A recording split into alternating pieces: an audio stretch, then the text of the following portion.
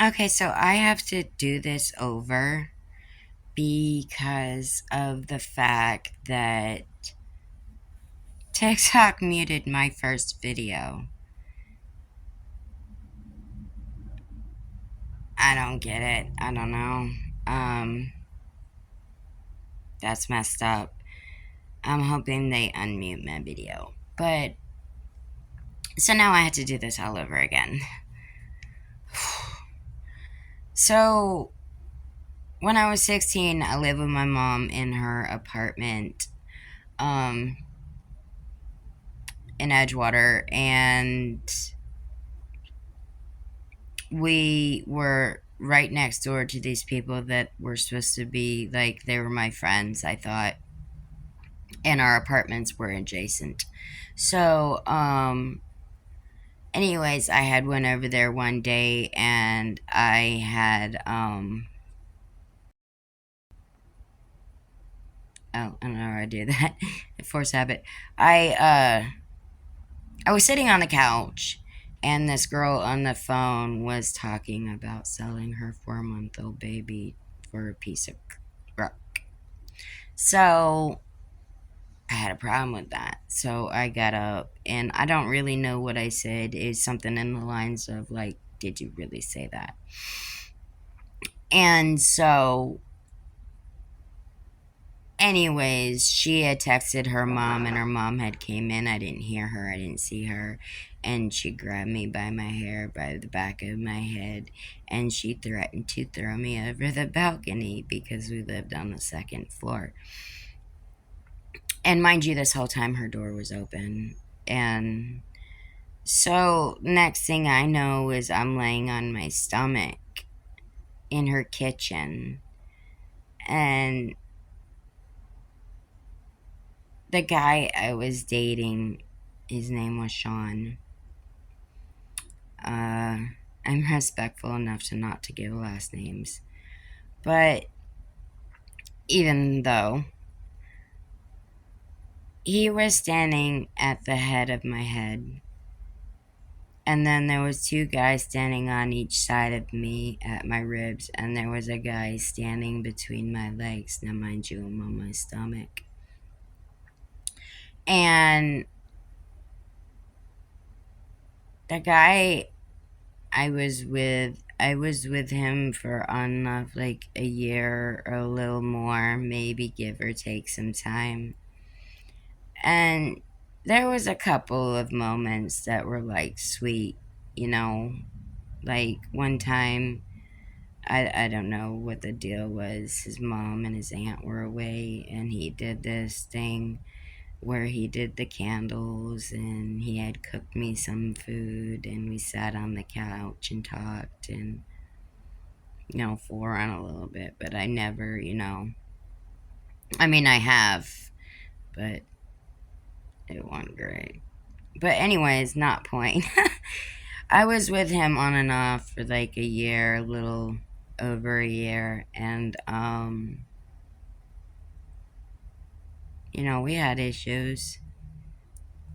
He had come to me one time asking me if I thought it was okay if he could start going out with this other girl named Megan. She's kind of a big girl.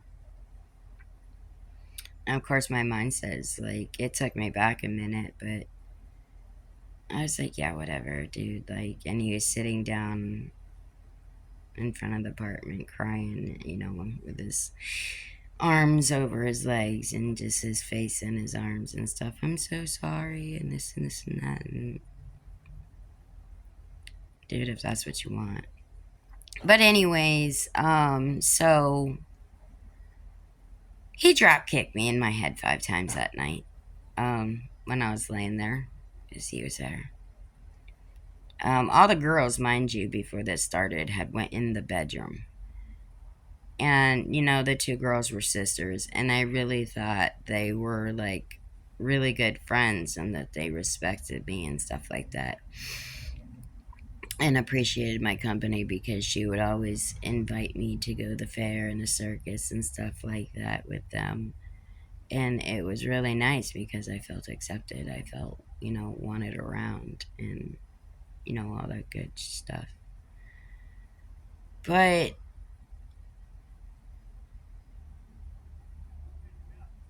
the other two guys, the guys that were like on each side of me, they were drop kicking me in my ribs and stomping on my back. The guy that was standing between my legs was kicking me between my legs. Mind you, who's kicking me on my butt cheeks because that was, pretty well covered. But when the guy I was dating drop kicked me in my head 5 times, I had lost consciousness and I had passed out.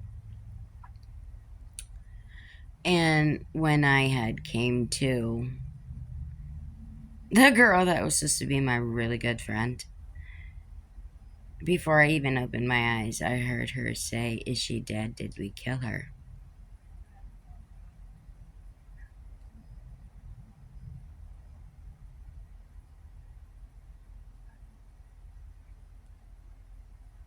I died inside that day. A big piece of me died inside that day. As I heard her say that about me. And it came out that like this whole time I thought it was because I wanted to step up to this girl because she was talking about selling her baby for a piece of crack rock. And then I later learned out, I don't know who I heard it from, but I later learned out that that was all a ploy. That this was set up and everybody was in on it. And somebody had went back and told her that I wanted her man Tony, and I didn't. I had a lot of respect for him because he was a really good family man, and I had a really lot of respect for their relationship. And they had a cute, I think he was like 6 or 7 year old little boy, and he was a doll baby. He was adorable. Very well mannered. I mean, he had his temperaments, but all kids do. But it took like everything in me to get up off the floor. And, oh, I had some gas in my chest. So I went outside, and I guess she was big enough to call the cops. At least she was big enough to do that, right?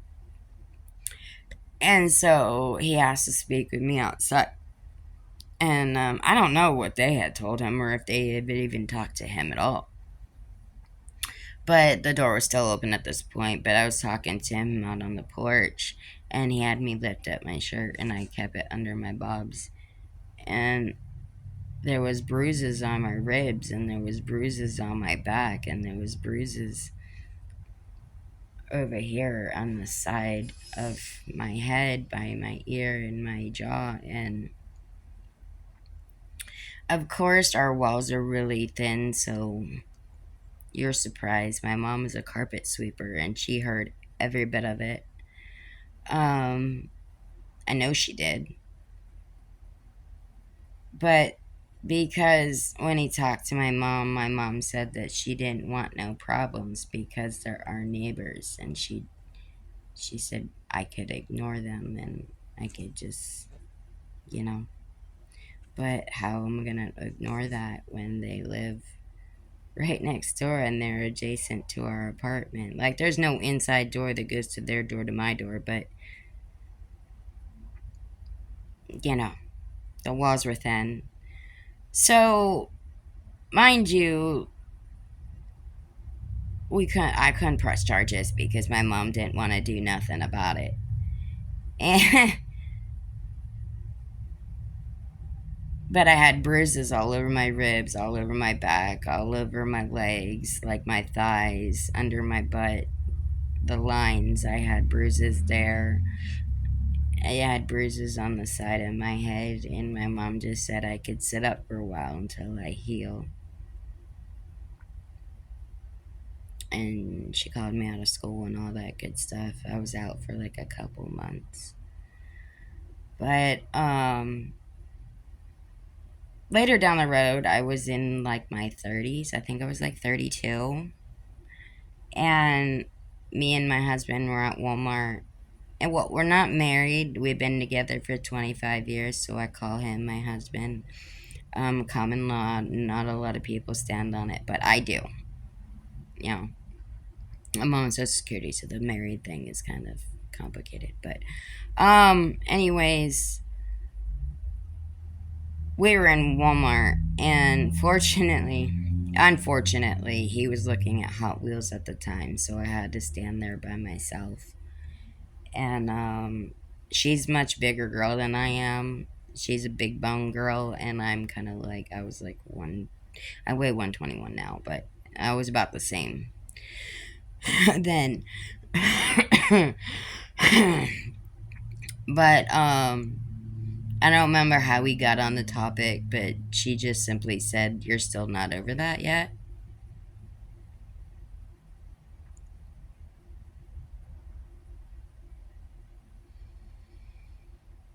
Well, let's see. I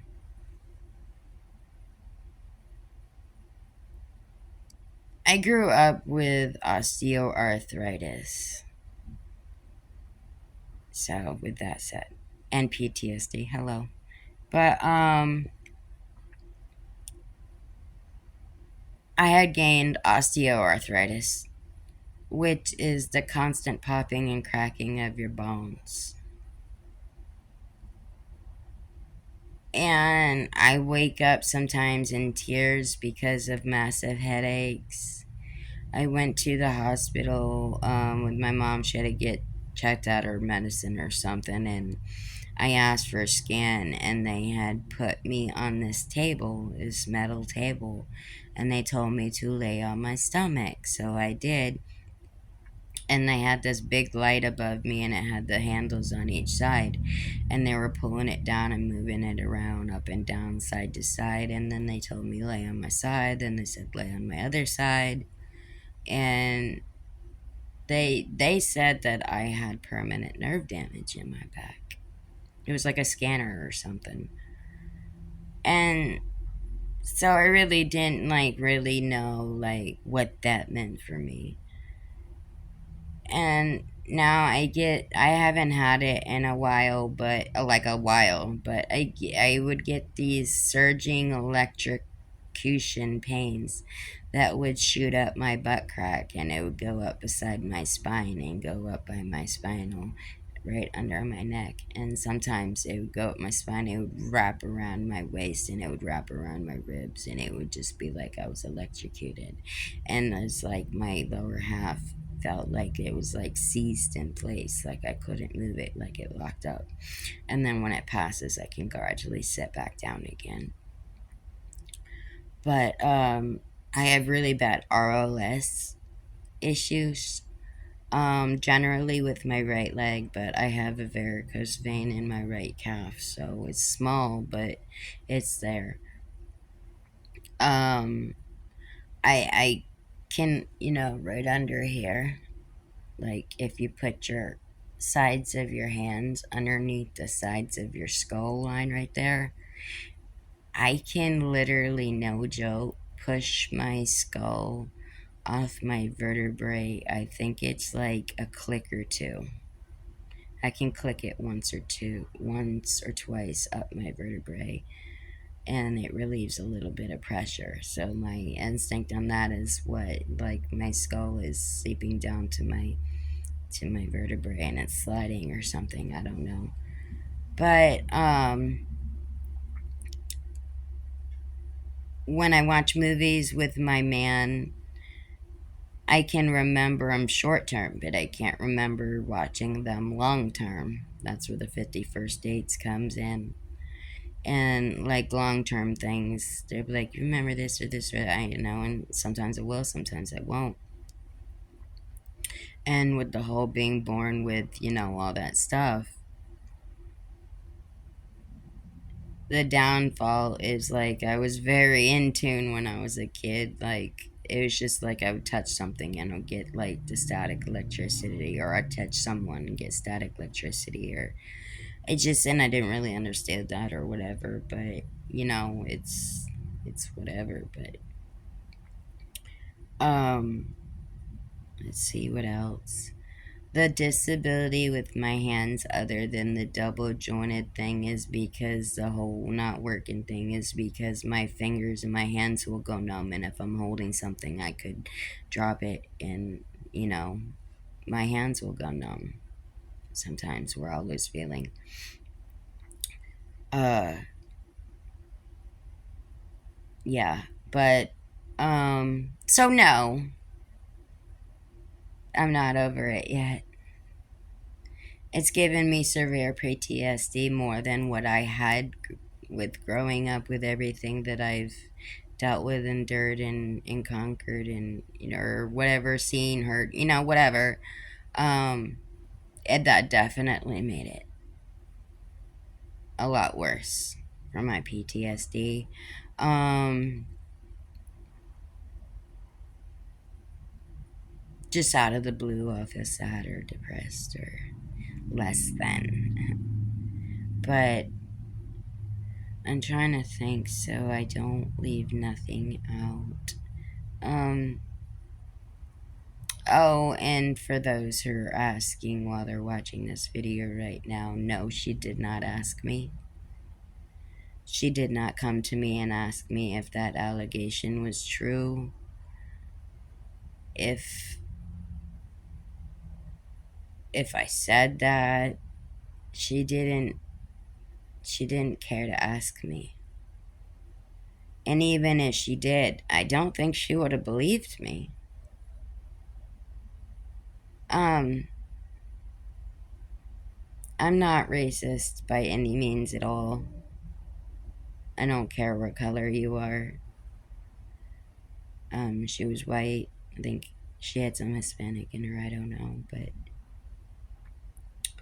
he was black, and I don't judge. They had a beautiful family. I just, because my family were those people, you know, I tend to stay in my own race with relationships. You know, my family were those people, but I wasn't. I wasn't. I didn't agree with their beliefs. But as far as relationships, it's easier and safer to stay with what I'm comfortable with. Um, but I don't know if he took pictures or not. I want to say he took pictures to document it on his cell phone, but I don't know if he did.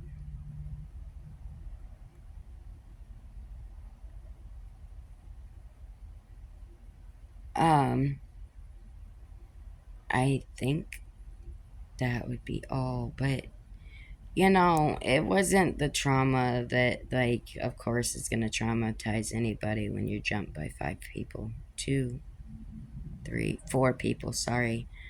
Um, but in my case, it was guys, and as if that wasn't bad enough, you know, this girl and her sister, like, I had so much respect for them. And I'm just not the girl that wants to steal another woman's man, because I wouldn't want somebody to do that to me.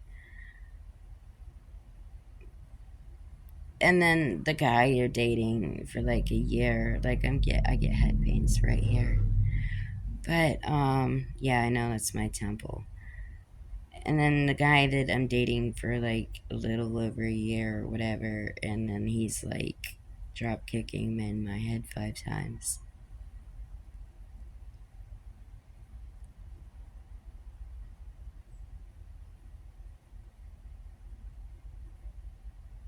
It cut really deep.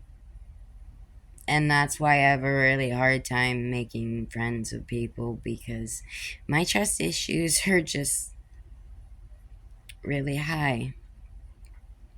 And I'm afraid of getting hurt, and I'm afraid of the letdowns, finding out that they really weren't your good friends, you know. You just thought they were. And that's what hits home. Um out of the whole me getting jumped by 4 guys, that's what really hits home, is the fact that I thought that they were my friends and I thought that he cared about me as a girlfriend, even though he wanted to cheat on me all the time. You know, I thought there was something there with him. Love him,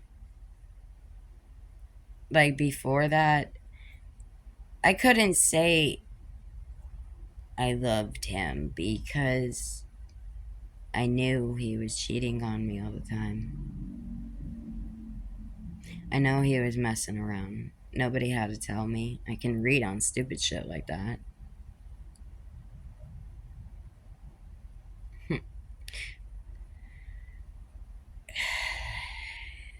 Anyways, this is my video of my attempted 51st dates. This is why I do what I do. My videos and my inspirational things that I put out there in the YouTube, and I'm just trying to cause awareness and help other people that are struggling with things in life, and to let them know that I've been there. I've been to the darkest darks, the darkest holes. And that's why I say that if I can do this, if I can make it this far, and I can accomplish what I have, then you can too. It's so hard though getting to that point. I got sick many times. The stress, the headaches, I'm not gonna tell you it's easy because it's not. But if you have willpower, even just a little,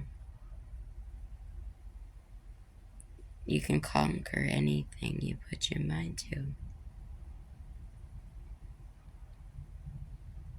And I hope this video helps people, and I hope it helps show and cause awareness. No, nothing come of it. Even after over 20 years, I'm always looking over my shoulder. I'm always extremely self-conscious, which is one reason why I use filters. I mean, I'm 42, you know, my skin's got that dark complexion, and I got some sagging from stress. Like all this here you see is stress. But the indentions in my face, when it sinks in right here, first of all, I don't have my bottoms. That's a story, but so that's part of it.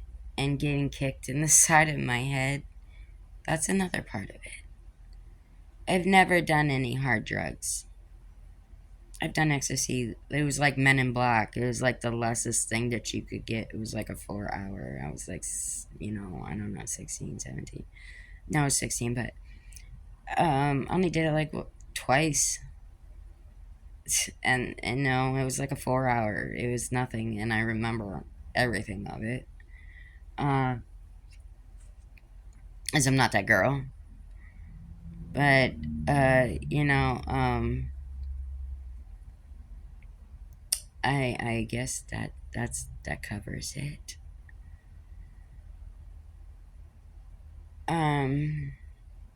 I will post more stories of my journey, trials, but obviously I'm gonna post them to YouTube because TikTok wants to mute and silence my survival videos, but everybody else gets to put videos up and they don't get muted.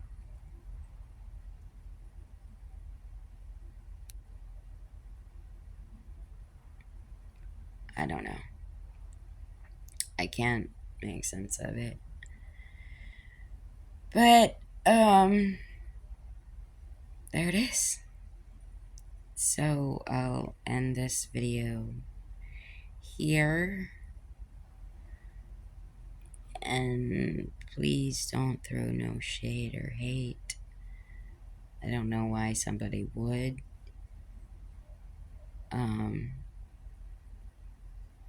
But thank you for tuning in.